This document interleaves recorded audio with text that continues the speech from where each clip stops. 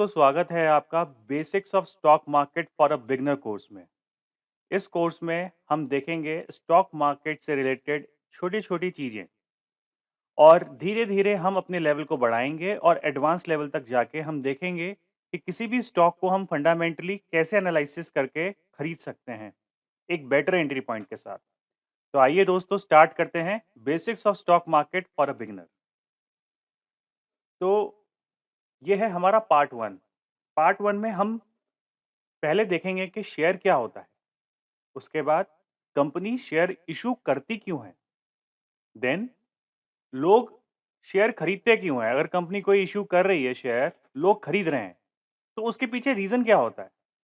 Then basics of share market और you can say stock market. Stock market क्या होता है? स्टॉक एक्सचेंज क्या होता है? डिपॉजिटरीज़ क्या होती हैं और वो उसका काम क्या होता है? देन डिपॉजिटरी पार्टिसिपेंट्स क्या होते हैं? Depositories so process of buying and selling of a share. जब आप किसी शेयर को आपको खरीदना है और आप बेचना है, तो आप सिंपल से डीमैट अकाउंट में लॉगिन करोगे, then you can buy a particular share. But उसके पीछे का प्रोसेस क्या है? जब आप बाय कर रहे हो, तो रिक्वेस्ट कैसे जा रही है, शेयर कैसे क्रेडिट हो रहा है, ये हम सब जानेंगे। और लास्ट में हम इस वीडियो में देखेंगे कि डीमैट अकाउंट क्या होता है। तो आइए फ्रेंड्स स्टार्ट करते हैं। Basics. Share. What is a share? So it is the partnership offered in exchange for the funding. That means कि अगर कोई भी कंपनी जिसको पैसे की ज़रूरत है, उसको पैसे की ज़रूरत क्यों है? Because that company wants to expand. So पहले शेयर के ऊपर जाने से पहले या बेसिक्स के ऊपर जाने से पहले मैं आपको एक ओवरव्यू देता हूँ। So let's move to our board.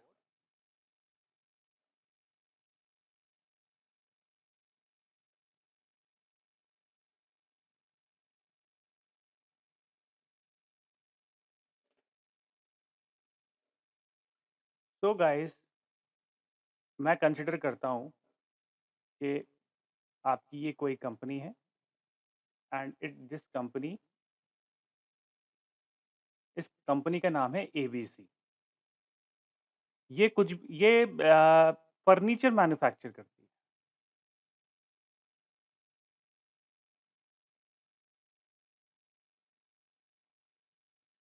अब इस कंपनी के पास अभी 100 ऑर्डर्स हैं, लेकिन इसके फर्नीचर की क्वालिटी इतनी बढ़िया है कि धीरे-धीरे इसको ऑर्डर्स ज़्यादा मिलने लग गए। फॉर एग्ज़ाम्पल इसके पास अब 1000 ऑर्डर्स हैं, बट इसकी कैपेसिटी जो मैन्युफैक्चरिंग की है वो तो लिमिटेड है।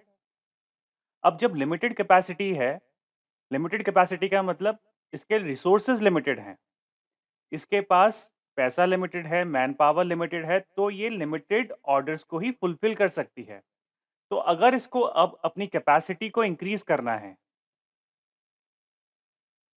अपनी कैपेसिटी को इंक्रीज़ करना है, तो उसके लिए इसको फंड्स की ज़रूरत है।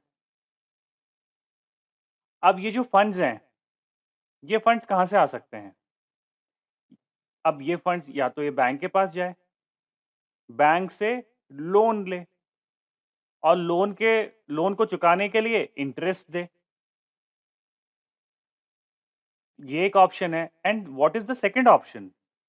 सेकंड ऑप्शन बड़ा सिंपल ऑप्शन है। Not that simple but yes feasible option. IPO करें। आईपीओ करके ये मार्केट से फंड्स ले। अगर ये मार्केट से फंड लेगी कंपनी, तो इसको कोई इंटरेस्ट पे नहीं करना।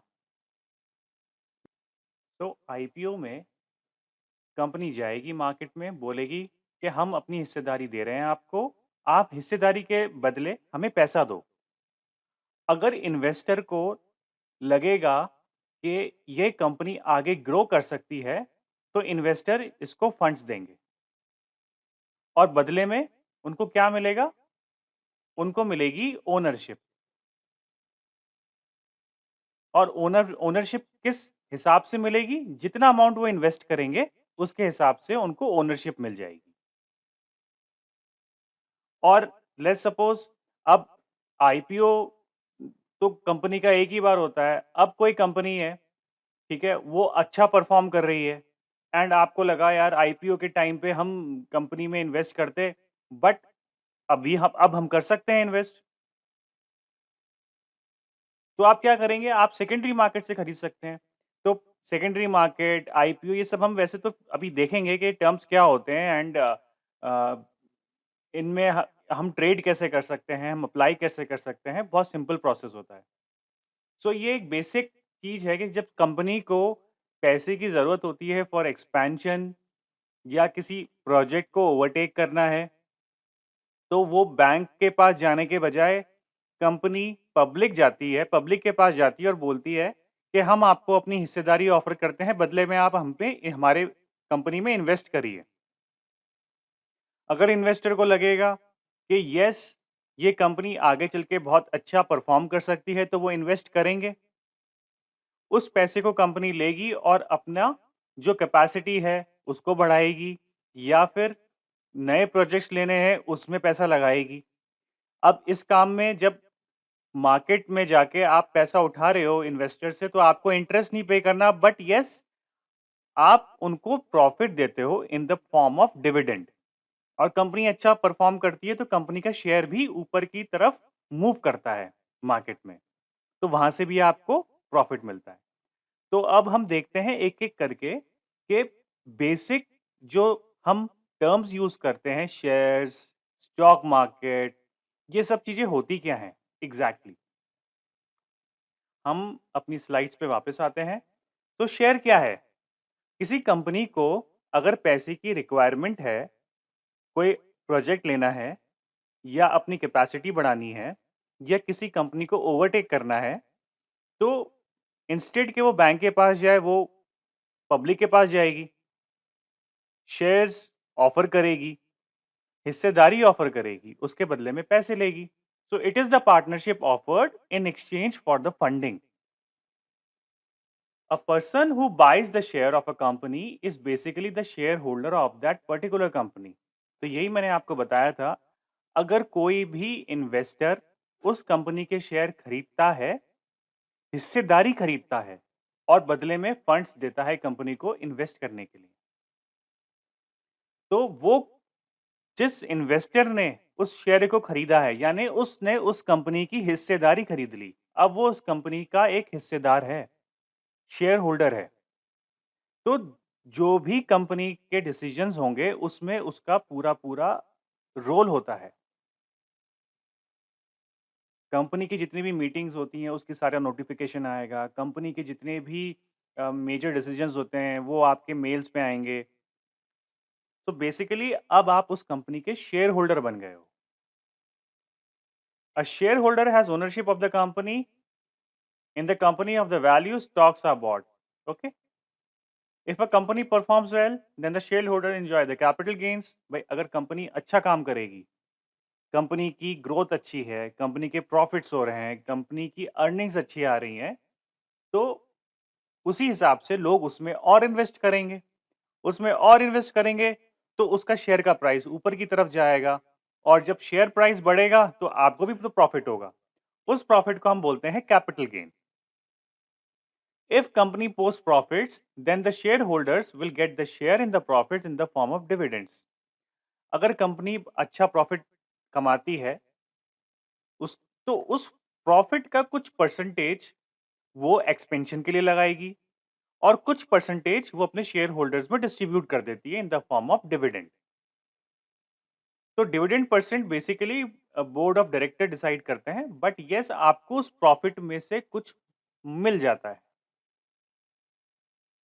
डिविडेंड के ऊपर भी हम चर्चा करेंगे आगे कि डिविडेंड और डिविडेंड यील्ड होती क्या है।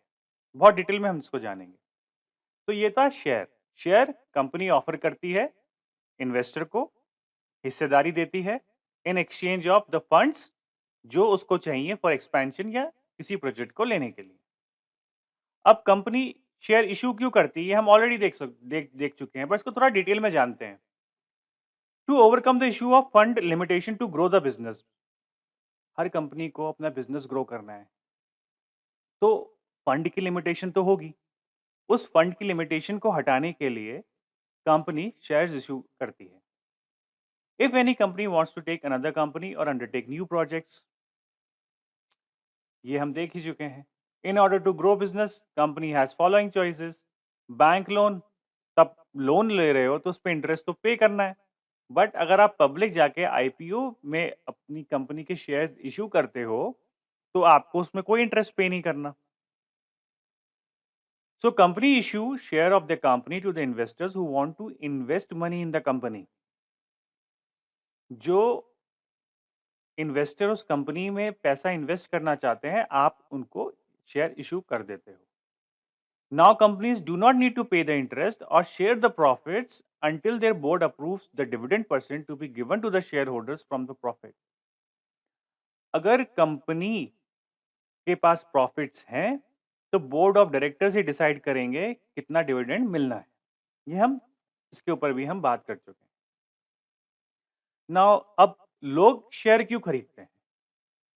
कैपिटल एप्रिसिएशन के लिए। मतलब जो स्टॉक वो खरीदेंगे 10 रुपए का, वो 20 रुपए का भी होगा, 30 रुपए का भी होगा, 40 रुपए का भी होगा। तो इसको बोलते हैं कैपिटल अप्रिसिएशन। तो जब भी कंपनी अच्छा काम करती है, उसके अर्निंग्स अच्छे होते हैं, उसके प्रॉफिट्स अच्छे होते हैं, तो लोग उसपे इन्वेस्ट भी ज़्यादा करते हैं और इन्वेस्ट ज़्यादा करेंगे तो उसका स्टॉक का प्राइस भी बढ़ेगा। स्टॉक का प्राइस अगर बढ़ेगा तो आपके प्रॉफिट्स बढ़ेंगे, आपकी वेल्थ बढ़ेगी। तो इस टर्म को हम इसलिए बोलते हैं capital appreciation. Then dividend payments. अगर आपने किसी कंपनी का शेयर लिया हुआ है, किसी ब्लू चिप कंपनी का जो अच्छा डिविडेंड डिक्लेयर करती है, अच्छा डिविडेंड देती है, तो लॉन्ग टर्म में उसके डिविडेंड से ही आपकी काफ़ी अच्छी इनकम हो जाती है। क्योंकि डिविडेंड तो वो हर क्वार्टर या फिर हर साल में एक बार तो देगी ही देगी। And if you are increasing, अगर आप अपने शेयर्स बढ़ा रहे हो हर साल, उसमें इंक्रीमेंट कर रहे हो, सिप कर रहे हो, तो आपका डिविडेंड भी बढ़ रहा है और स्टॉक का प्राइस ऊपर जा रहा है तो उसमें आपका कैपिटल अप्रिसिएशन भी हो रहा है। इसलिए कम लोग शेयर्स खरीदते हैं। बिकॉज़ अगर आप एफडी को देखें, एफडी का रिटर्न कितना है? 5-6%। इन्फ्लेशन ऑलमोस्ट 8% टच करता है। तो जब आपका इन्फ्लेशन ज़्यादा है और एफडी से रिटर्न आपकी 5 से 6% है, दैट मीन्स आपका पैसा तो ग्रो ही नहीं कर रहा।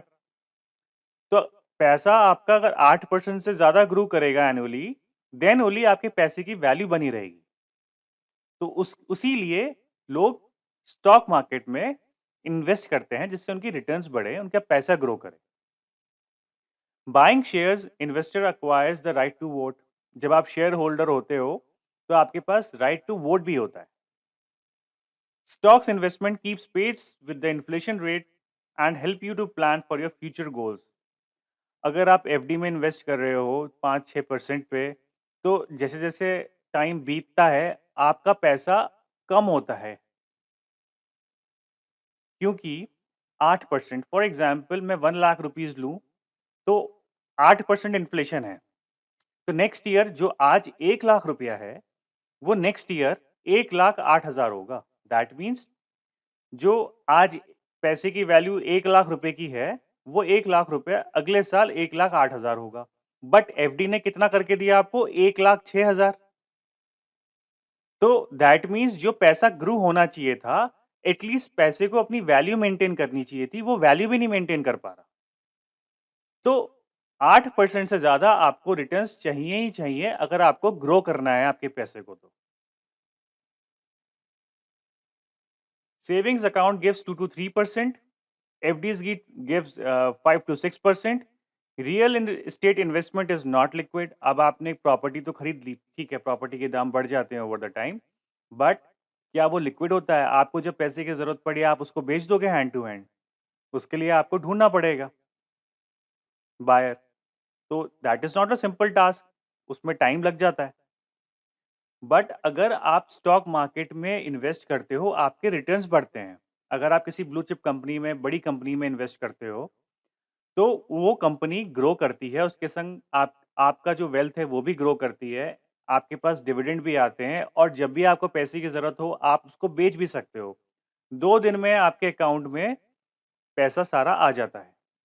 तो ये लिक्विड भी बहुत होता है, तो इसलिए लोग शेयर्स खरीदते हैं। अब हम देखते हैं स्टॉक्स की कुछ रिस्क के बारे में। तो स्टॉक प्राइस ऐसा नहीं है कि वो अप्रिशिएट ही करता है, वो गिरता भी है। इसलिए हमेशा बोला जाता है कि स्टॉक मार्केट में रिस्क है। येस, रिस्क है for the short term, risk है, क्योंकि मार्केट सीधे ऊपर की तरफ मूव नहीं करता। मार्केट का डायरेक्शन इस तरीके से होता है। तो वो ऊपर भी जाएगा, नीचे भी आएगा, ऊपर फिर जाएगा, फिर नीचे आएगा। लेकिन अगर आप लॉन्ग टर्म इन्वेस्टर हैं, तो आपके लिए ग्रोथ ऐसे है। ये सब नॉइज़ है आपके लिए। तो जब भी आप इन्वेस्ट करें, आप फंडामेंटली अच्छे स्टॉक में इन्वेस्ट करें। फंडामेंटल शुड बी गुड, और हो सके तो लॉन्ग टर्म के लिए करें। तो लॉन्ग टर्म में जब मार्केट का ऊपर-नीचे का मूवमेंट होता है, वो आपके लिए नॉइज़ बन जाता है। आपको उससे फ़र्क नहीं पड़ता। तो इसलिए जब भी किसी कंपनी में आप इन्वेस्ट करते हैं, उसकी अर्निंग्स, उसके प्रॉफ़िट, उसका परफ़ॉर्मेंस, उसकी सेल्स, उसकी मार्केट कैप, ये थोड़ी-मोटी छोटी-मोटी चीज़ें होती हैं जिसको हम फंडामेंटल पैरामीटर्स बोलते हैं। इनको चेक करके ही इन्वेस्ट करना चाहिए। और आप अपनी एज के अकॉर्डिंग भी इन्वेस्टमेंट प्लान कर सकते हैं। चलो, ये तो हम आगे देखेंगे कि हाउ यू कैन प्लान। अगर आप आज 30 इयर्स के हैं एंड यू आपको प्लान करना है 60 इयर्स में आपका कितना आपके हाथ में पैसा आना चाहिए, उसके हिसाब से आप सेव, आप इन्वेस्टमेंट सब प्लान कर सकते हैं। हम ये सब देखेंगे आगे। तो अभी आगे बढ़ते हैं। थोड़े बेसिक्स देखते हैं शेयर मार्केट के। Stock market. सो स्टॉक मार्केट एक ऐसी जगह होती है, एक ऐसा बाज़ार होता है जहाँ पे आप स्टॉक्स और उसके डेरिवेटिव्स खरीद या बेच सकते हैं। डेरिवेटिव्स क्या होते हैं? Futures and options. तो फ्यूचर्स एंड ऑप्शंस हम आगे देखेंगे, होते क्या हैं। आप अभी इतना समझिए कि जहाँ पे हम स्टॉक्स या उसके डेरिवेटिव्स को खरीद बेच सकते हैं, उसको हम स्टॉक मार्केट बोलते हैं। एक्सचेंजेस एनएसई और बीएसई हैं, national stock exchange and Bombay stock exchange.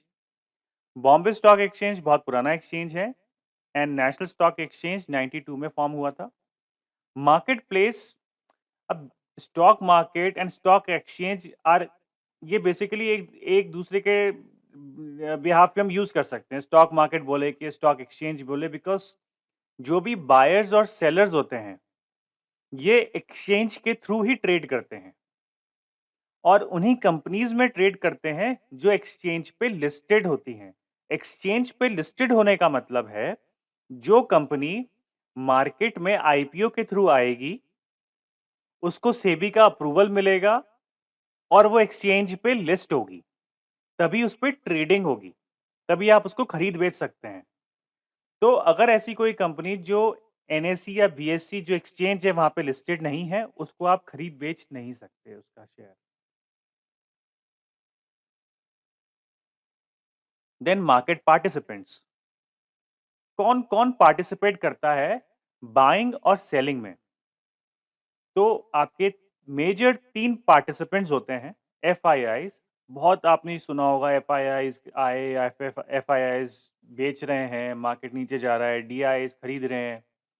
So FIIs are basically foreign institutional investors, इनके पास फाइनेंशियल पावर बहुत ज़्यादा होती है। तो जब ये बेचते हैं, मार्केट नीचे गिरता है, जब ये खरीदते हैं, मार्केट ऊपर उठता है। ऐसे हमारे होते हैं डोमेस्टिक इंस्टीट्यूशनल इन्वेस्टर्स। इनकी फाइनेंशियल पावर उतनी नहीं होती जितनी एफआईज़ की होती है, बट येस, मार्केट को स्टेबल कर रखने में डीआईज़ का बहुत बड़ा हाथ होता है।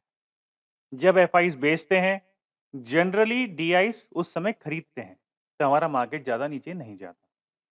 फिर जब एफआईज़ खरीदने के लिए आते हैं, तो ये बेचते हैं। बेसिकली इनका आपस में बाइंग एंड सेलिंग चलता रहता है। इसकी वजह से हमारा मार्केट ऊपर नीचे होके मूव करता है। एंड देन रिटेल इन्वेस्टर्स, हम और आप जैसे, जो हम स्टॉक मार्केट में इन्वेस्ट करते हैं एज एन इंडिविजुअल। अब बात करते हैं इंडेक्स, निफ्टी एंड सेंसेक्स। आप बड़ा सुनते हैं आज निफ्टी इतने पॉइंट गिर गया, सेंसेक्स का इतने पॉइंट चढ़ गया। तो बेसिकली निफ्टी रिप्रेजेंट करता है एनएसई को, एनएसई की मेजर कंपनीज को जो उसमें लिस्टेड हैं, एंड सेंसेक्स रिप्रेजेंट करता है बीएसई को, जो उसमें मेजर कंपनीज लिस्टेड हैं। तो index is form by combining several stocks together. मतलब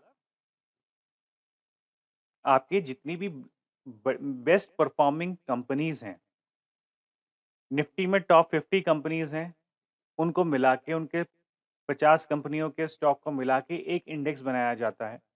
वो इंडेक्स आपको ये दिखाता है कि बेसिकली आपका जो मार्केट है, वो कितना ग्रो कर रहा है, कितना पॉइंट्स ऊपर गया, कितने पॉइंट्स नीचे गया। तो इंडेक्स बेसिकली आपके मार्केट को ओवरऑल रिप्रेजेंट करता है। तो इंस्टेड के भई आज ये वाला सेक्टर नीचे गिर गया, ये वाला सेक्टर ऊपर गिर गया, वो हम डिस्कस करते हैं, बट निफ्टी ओवरऑल आपको एक मार्केट की पिक्चर देता है। Then we have regulator SEBI, securities and exchange board of India.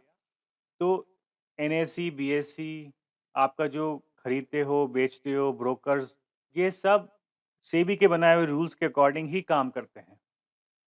तो सेबी रेगुलेटर होता है स्टॉक मार्केट का।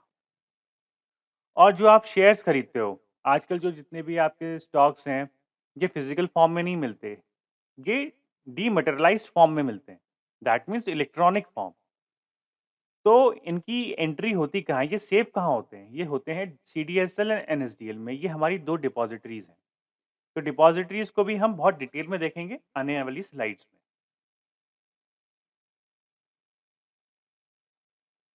अब स्टॉक मार्केट होता क्या है? स्टॉक मार्केट हमने पहले ही डिस्कस किया है, ऐसी जगह जहाँ आप शेयर खरीद सकते हैं, बेच सकते हैं। ये बेसिकली बायर्स और सेलर्स को एक जगह लाकर उनमें सौदा कराता है। कहना बड़ा आसान है, बट इलेक्ट्रॉनिक फॉर्म में इसको हम आगे समझेंगे कि एक्चुअली जो बायर है और जो सेलर है, उनके बीच में सौदे हो कैसे रहे हैं। और जो शेयर्स हैं, जिसने बेचा, उसके डीमैट अकाउंट से कैसे निकला और कैसे क्रेडिट हुआ जिसने खरीदा उसके अकाउंट में। हमने पहले ही देख चुके हैं कि NSE and BSE 2 stock exchange हैं इंडिया के, जहाँ पे खरीद और लोग शेयर्स को बेचते हैं। स्टॉक मार्केट में जितनी भी बाइंग एंड सेलिंग होती है, जो भी आपका ब्रोकर होता है या एक्सचेंजेस पे जो भी कंपनी लिस्ट होती है, ये सब रेगुलेट होती हैं सेबी के द्वारा, securities and exchange board of India. Shares उन्हीं कंपनी के खरीदे और बेचे जा सकते हैं जिन जो कंपनीज के जो कंपनीज एनएसई या बीएसई पे लिस्टेड हैं।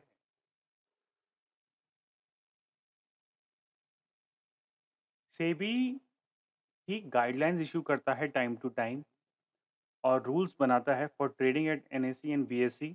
और सेबी का काम होता है कि हम जैसे रिटेल इन्वेस्टर जो अपना पैसा मार्केट में लगाते हैं, उन इन्वेस्टर्स के पैसे के संग कोई गड़बड़ ना हो।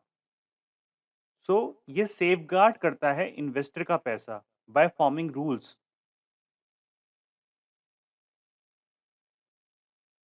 वैसे तो बायर्स को और सेलर्स को मिलवाने का काम एक्सचेंज पे ही होता है, एक्सचेंज ही करता है, बट आप डायरेक्ट एक्सचेंज पे नहीं खरीद बेच सकते। उसके लिए आपको ज़रूरत पड़ती है ब्रोकर की, जिसको बोला जाता है डिपॉजिटरी पार्टिसिपेंट। तो आगे हम देखते हैं कि स्टॉक एक्सचेंज का क्या रोल होता है। स्टॉक एक्सचेंज जैसे मैंने आपको बताया, कंपनीज, इन्वेस्टर्स, सेलर्स सबको एक ही प्लेटफॉर्म पे लाता है। और अगर किसी कंपनी को पैसा फंड्स लेने हैं फ्रॉम द मार्केट, तो आईपीओ के थ्रू मार्केट में लिस्ट भी स्टॉक एक्सचेंज के थ्रू ही होता है। और इन्वेस्टर्स जो हैं, जो कंपनीज लिस्टेड हैं स्टॉक एक्सचेंज के ऊपर, उन्हीं कंपनीज में इन्वेस्ट कर सकते हैं और सेलर्स उनको सेल कर सकते हैं। सो लिस्टेड कंपनीज जितनी भी हैं, उनको रूल्स एंड रेगुलेशंस फॉलो करने पड़ते हैं, जो सेबी के द्वारा बनाए गए होते हैं। ये सेबी के द्वारा बनाए हुए रूल्स इन्वेस्टर्स को ध्यान में रख के बनाए जाते हैं। Stock exchange reflects the state of the economy of the nation. तो निफ्टी जैसे ओवरऑल मार्केट को रिप्रेजेंट करता है, एनएसई को रिप्रेजेंट करता है। तो जब भी हम बोलेंगे कि निफ्टी आज 300 पॉइंट ऊपर गया, दैट मीन्स कि हमारा मार्केट परफॉर्म कर रहा है। अब मार्केट हमारा तभी परफॉर्म करेगा जब हमारी इकोनॉमी भी ग्रो कर रही होगी या उसमें कुछ पॉजिटिव होगा। तो बेसिकली स्टॉक एक्सचेंज मार्केट की एक नेशन की इकोनॉमी को भी रिफ्लेक्ट करता है। अब it helps in valuation of the stock price according to the demand and supply. Valuation of the stock price, stock price की जो भी वैल्यू होती है, जो उसकी सही वैल्यू है, उसकी वैल्यूएशन में हेल्प करता है। अगर किसी स्टॉक की डिमांड ज़्यादा होगी, तो ऑब्वियस है उसका प्राइस ऊपर जाएगा एंड सप्लाई ज़्यादा आएगी तो नीचे गिरेगा उसका प्राइस। और अगर किसी का प्राइस ज़्यादा में लिस्ट हुआ है, किसी भी कंपनी का, अगर उसकी उतनी वैल्यूएशन नहीं है, तो मार्केट में आते ही उसकी एक्चुअल वैल्यू पे वो ज़रूर आएगा। तो जब स्टॉक एक्सचेंज हमने पहले जैसे देखा था कि बायर्स और सेलर्स को एक ही प्लेटफ़ॉर्म पे लेके आता है, इसका मतलब है कि लिक्विडिटी बढ़ जाती है। लिक्विडिटी का मतलब है कि आपने अगर आज बेचना है तो आपको हैंड टू हैंड सेलर भी मिल जाएगा।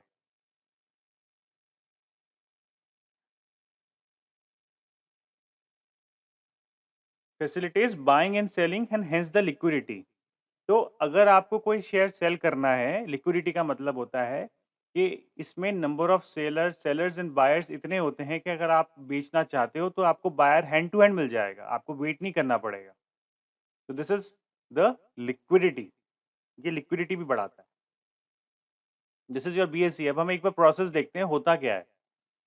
BSE and NSE is both are stock exchange. अब ये है मिस्टर बी1 बायर 1, ये है मिस्टर बायर 2 और ये है मिस्टर सेलर। अब बायर 1 बोलते हैं कि मुझे ₹10 देने हैं एक शेयर के, कोई भी एक्स-वाई-ज़ेड कंपनी है, उसका शेयर इनको खरीदना है, लेकिन इनको खरीदना है ₹10 पे, इनको खरीदना है ₹12 पे और जो सेलर है इनको बेचना है ₹12 पे। तो ये सारे के सारे अपने ऑर्डर्स देंगे एक्सचेंज को।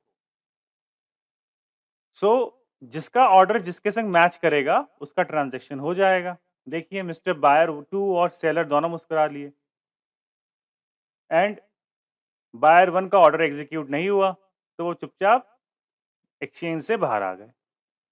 बट क्या एक्चुअल में ऐसा होता है? एक्चुअल में ऐसा नहीं होता। एक्चुअल में क्या होता है, आपका एक्सचेंज होता है, आपकी फिर वही बायर 1 है, बायर 2 है एंड मिस्टर सेलर है। इनको ₹10 में ही शेयर खरीदना है, इनको ₹12 में खरीदना है और इनको ₹12 में बेचना है। तो ये पहले गए थे एक्सचेंज के पास डायरेक्ट, जो कि ऐसा पॉसिबल नहीं है। अगर आप दिल्ली में बैठे हो, आप एक्सचेंज में जाके आपके लिए ट्रेड करना एक इम्पॉसिबल टास्क है। इसलिए आपके पास होते हैं ब्रोकर्स। सो आप ब्रोकर को ऑर्डर देंगे, ब्रोकर आपका ऑर्डर एक्सचेंज में पहुँचाएगा। इन्होंने इनके ब्रोकर्स ने ऑर्डर्स एक्सचेंज तक पहुँचा दिया। अब जिसका मैच हुआ ऑर्डर, तो match between the buyer and the seller will be made by the exchange. तो इनके बीच में जितनी भी मैचिंग होगी, उस मैचिंग के हिसाब से मिस्टर बायर 2 ने मिस्टर सेलर से खरीद लिया, दोनों खुश हैं और मिस्टर बायर 1 चुपचाप मुँह लटका के निकल ली। अब जो आपके शेयर्स हैं, जो मिस्टर एस ने बेचा और मिस्टर बायर 2 ने खरीदा, तो मिस्टर सेलर का शेयर उनके डीमैट अकाउंट यानी डिपॉजिटरी सीडीएसएल और एनएसडीएल से माइनस होगा और क्रेडिट हो जाएगा मिस्टर बायर 2 के। अब डिपॉजिटरी हमने यहाँ देखा, डिपॉजिटरी सीडीएसएल एंड एनएसडीएल। तो इसको थोड़ा डिटेल में देखते हैं कि डिपॉजिटरी होती क्या है। तो depository is a place where the financial securities are held in dematerialized form. तो सीडीएसएल और एनएसडीएल दो गवर्नमेंट की ऑर्गेनाइजेशन है जो बेसिकली आपके शेयर्स को इलेक्ट्रॉनिक फॉर्म में अपने पास सेफ रखती हैं। सेफ रखने का क्या मतलब है? सी जितनी भी डिपॉज़िट जितना आपका जो भी शेयर आप खरीदते हो और बेचते हो, इसको आप कंपेयर कर सकते हो, आपके अकाउंट में पैसा पड़ा है। फॉर एग्ज़ाम्पल आपका अकाउंट है किसी एबीसी बैंक में।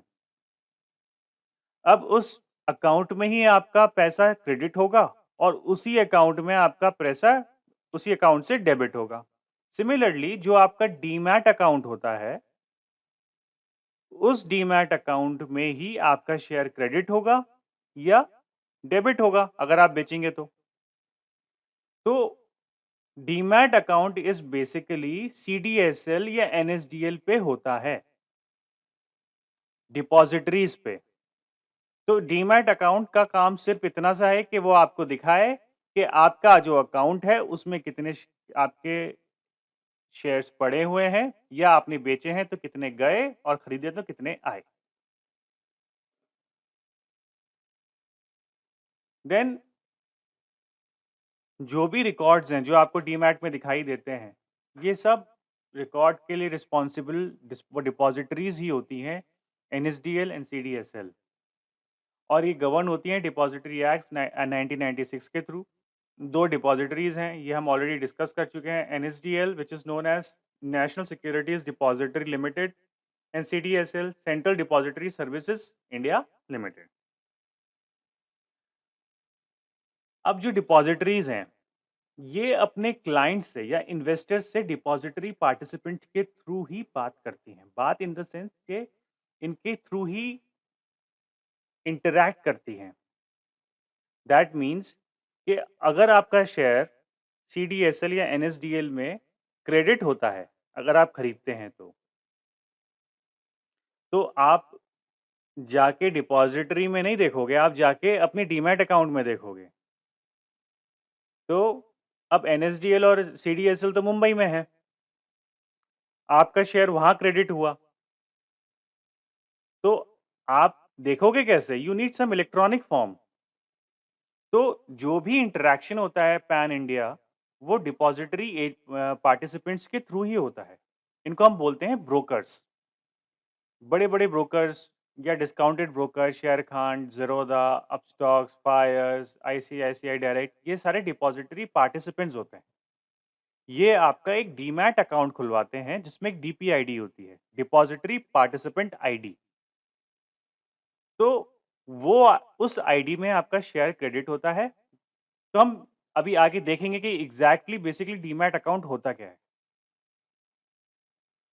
So all the electronic records of buying and selling are maintained by the depositories. CDS से एनएसडीएल का ही काम है, जो भी आप खरीदते हो, बेचते हो, उसका सारा डेटा अपने पास इलेक्ट्रॉनिक फॉर्म में मेंटेन करना।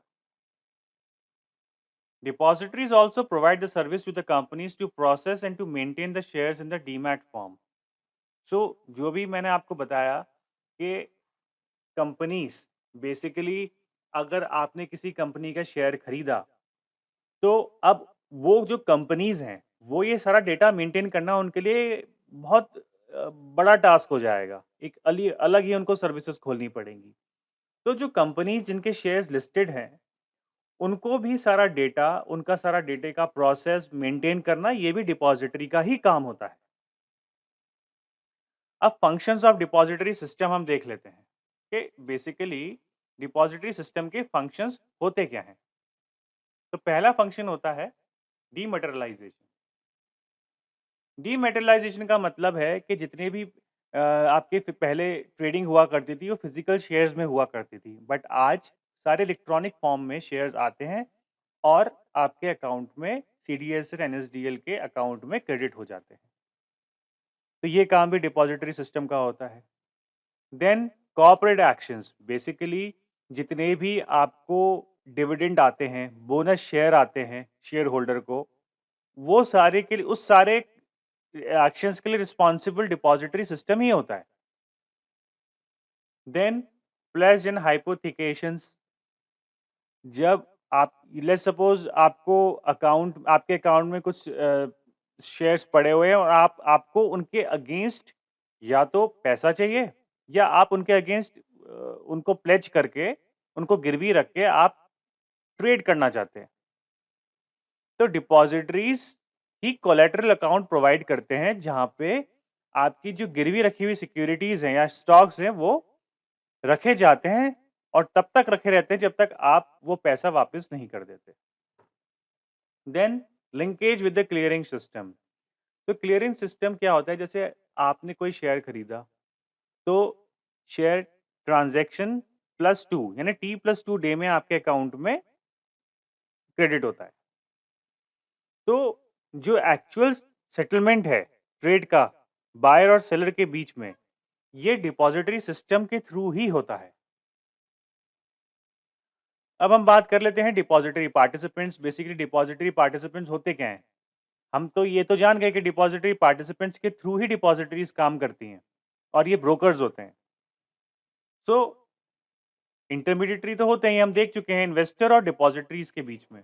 बट डीपी बेसिकली काम कैसे करते हैं? तो DP can be considered as a bank and demat account as a savings bank account which you have open in that bank. तो डिपॉजिटरी पार्टिसिपेंट एक तरीके के बैंक हैं। जैसे कोई भी बैंक है उसके सेविंग्स अकाउंट में आपका पैसा क्रेडिट एंड डेबिट होता है, सिमिलरली डीमैट अकाउंट में आपका शेयर क्रेडिट या डेबिट होता है। All the brokers are the depository participants which open the trading account to buy and sell the shares and the demat account in either CSDL और NSDL।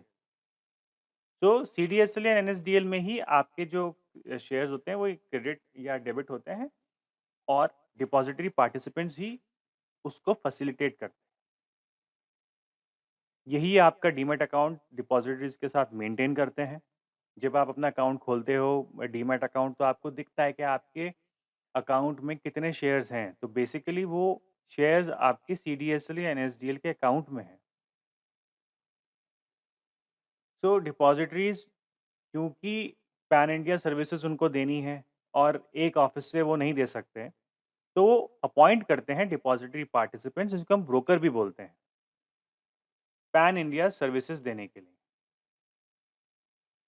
तो आप इसको इस तरीके से समझ सकते हैं, आरबीआई है। अब आरबीआई में तो जाके आप पैसा नहीं जमा कराते, आरबीआई बैंक्स के थ्रू आपके पैसे को रेगुलेट करता है। तो मनी ट्रांज़ैक्शन जितने भी होते हैं, वो होते हैं आपके बैंक की ब्रांच में और आपके अकाउंट में। आपके जितने भी अकाउंट्स हैं, डीमैट अकाउंट, वो ब्रोकर के पास ही खुलते हैं और वो जितने भी अकाउंट्स हैं, जितने भी शेयर्स हैं, वो क्रेडिट होते हैं आपके CDSL एंड NSDL डिपॉजिटरीज में। तो अब डीमैट अकाउंट क्या है? अब आपने देखा ज़ीरोधा, शेर खान, यहाँ जो लिखा हुआ है, ये सारे डिपॉजिटरी पार्टिसिपेंट्स हैं। These are all depository participants also known as brokers. Demat account का शॉर्ट फॉर्म होता है डीमैटेरियलाइज्ड अकाउंट का। जो भी हम शेयर्स खरीदते हैं वो ऑनलाइन हमारे डीमैट अकाउंट में क्रेडिट हो जाते हैं। उन 1996 के डिपॉजिटरी एक्ट के बाद शेयर्स का डीमैटेरियलाइज्ड फॉर्म में डिलीवर होना ज़रूरी किया गया और अगर किसी के पास फिजिकल शेयर्स थे तो उनको भी डीमैट फॉर्म में करवाना ज़रूरी हो गया। अब डीमैट होने से क्या हुआ कि आप सारे इन्वेस्टमेंट एक ही अपने अकाउंट में रख सकते हो, चाहे शेयर्स हों, बॉन्ड्स हों, ETFs हों, कुछ भी हों। और अब सिंस वो फिजिकल फॉर्म में नहीं है तो आप उनके खोने का डर भी नहीं है कि वो अगर कागज़ खो गया तो फिर क्या होगा?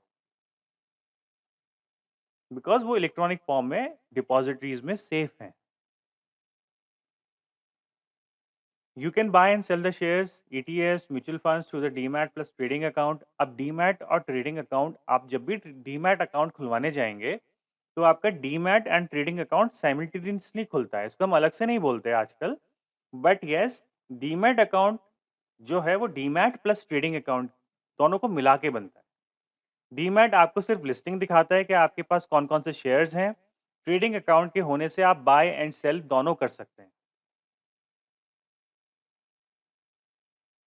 आप अपना फ्री डीमैट अकाउंट खोल सकते हैं, या तो full service broker like share Khan, ICICI direct, IIFL। Full service broker means आपको सारी सर्विसेज प्रोवाइड करी जाएंगी, चाहे आपको शेयर खरीदने हैं, म्यूचुअल फंड खरीदने हैं, IPO में अप्लाई करना है, बॉन्ड्स खरीदने हैं, और आपको एक रिलेशनशिप मैनेजर भी दिया जाएगा जो आपको असिस्ट करेगा। दूसरे साइड टाइप के अकाउंट्स होते हैं डिस्काउंट ब्रोकर। अब ये यूज़ इनका फ़ायदा क्या होता है और नुकसान क्या होता है? फुल सर्विस ब्रोकर की थोड़ी-सी कॉस्ट ज़्यादा होती है। जब आप कुछ खरीदते हैं फुल सर्विस ब्रोकर से लाइक शेरखान, आईसीआईसीआई डायरेक्ट, आपको आपका जो ऑर्डर का प्राइस होता है, जो ब्रोकरेज लेते हैं, वो थोड़ी ज़्यादा लेते हैं। बिकॉज़ ये आपको सर्विसेज़ भी ज़्यादा प्रोवाइड करते हैं। बट डिस्काउंट ब्रोकर आपका जो ऑर्डर होगा बाय और सेल का, उसमें ब्रोकरेज ये मिनिमम चार्ज करते हैं, लेकिन ये आपको उतनी सर्विसेज़ प्रोवाइड नहीं कर पाते जो एक फुल सर्विस ब्रोकर करता है। So based on your requirement क्या आप इन्वेस्ट कर रहे हैं, क्या आप ट्रेड कर रहे हैं, आप इन दोनों में से सेलेक्ट कर सकते हैं। तो एक बार देखते हैं कि ये पूरा प्रोसेस काम कैसे करता है। तो this is your bank account और ये ट्रेडिंग अकाउंट है। इनके बीच में आप पैसा बैंक अकाउंट से अपने ट्रेडिंग अकाउंट में डालेंगे।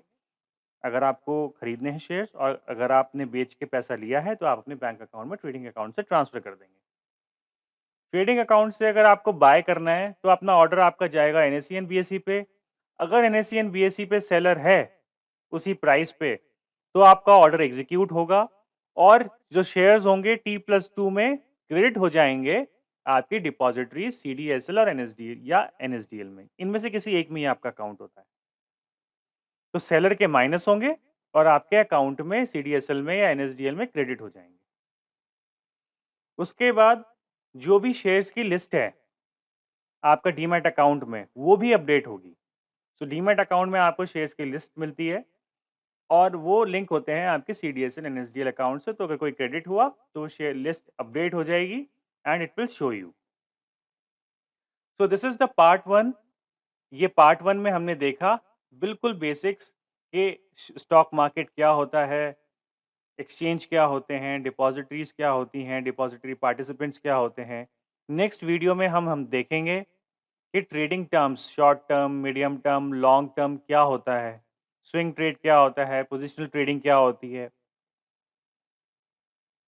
तो गाइस आज के लिए इस वीडियो में इतना ही। आशा करता हूँ कि आपको ये वीडियो पसंद आया होगा। मिलते हैं अगले वीडियो में। Thank you.